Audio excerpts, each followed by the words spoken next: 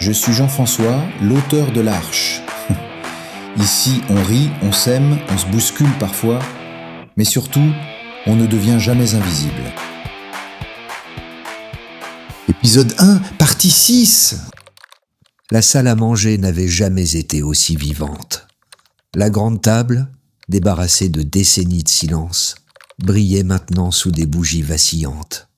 La vaisselle dépareillée dénichée dans les caisses d'Isadora donnait un air de fête improvisé, et la nappe bariolée jurait avec les lourds rideaux de velours.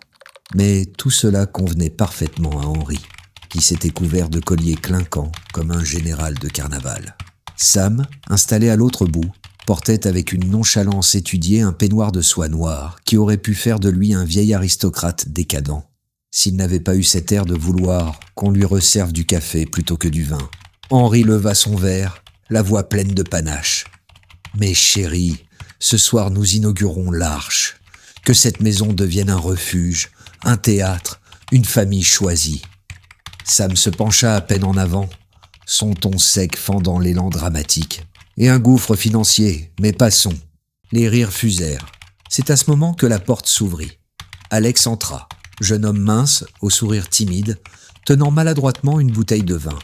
Derrière lui, Louise apparut, radieuse, chargée d'un panier de dessert qui semblait prêt à nourrir tout le quartier. Henri s'exclama, théâtral. « Et voici notre dernier pensionnaire. Alex, le neveu bien-aimé de Louise, déjà un artiste en herbe. » Alex posa la bouteille, gêné. « Bonsoir. J'espère que ça ira pour ce soir. » Louise déposa le panier avec le sérieux d'une militante posant ses armes. « Des tartes, des gâteaux, du vin. Si ça ne marche pas, je rends ma carte de militante. » Les rires éclatèrent de plus belle. Henri installa Alex entre Jules et Mika, comme s'il plaçait la dernière pièce d'un puzzle. Mika lança, sourire insolent. « Encore un artiste ?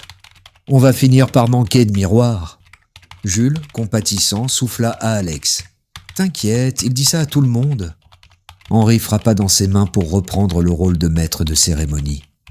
Célébrons Isadora, qui nous a laissé ses murs et ses trésors, et célébrons l'avenir. Les 5 autres chambres seront bientôt prêtes. D'autres viendront, d'autres histoires s'écriront. Mais ce soir, c'est nous.